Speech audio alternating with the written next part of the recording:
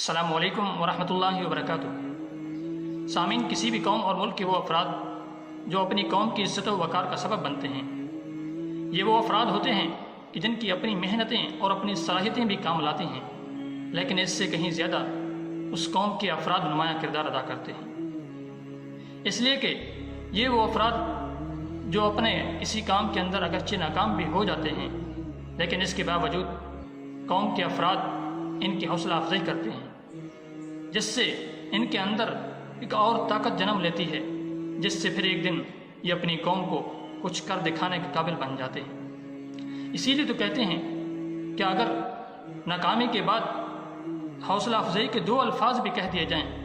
تو یہ کامیابی کے بعد 1 گھنٹے کی تعریف کرنے سے بھی زیادہ بہتر ہوتے ہیں۔ اس لیے کہ حوصلہ افزائی اگرچہ بظاہر دیکھنے میں معمولی سی ہوتی ہے، لیکن یہ کام کرنے والے کے اندر وہ طاقت اور وہ ہمت پیدا کر دیتی ہے جو ایسے کام کر دکھاتا ہے جو عام حالات میں بھی ممکن نہیں ہوتے۔ اس لیے کہ حوصلہ افزائی کسی بھی انسان کے لیے ایسا ہی کردار ادا کرتی ہے جیسے تیل گاڑی کے لیے کردار ادا کرتا ہے۔ کسی انسان کی عملی زندگی میں اس کو آگے بڑھانے والا حوصلہ افزائی ایک ایسی چیز ہے کہ اگر اس انسان کو یہ حوصلہ افزائی مل جائے تو پھر وہ انسان اپنی منزلیں بھی طے کر لیتا ہے اور اپنی کامیابی کے سفر تک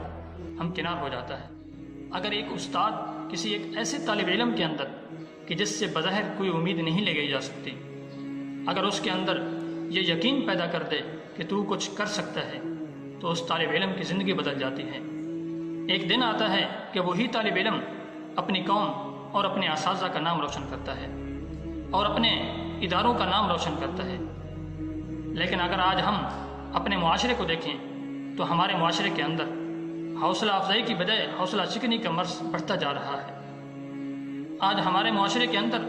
بجائے اس کے کہ ہم کسی کی حوصلہ افزائی کریں، ہم حوصلہ شکنی پہلے کرتے ہیں۔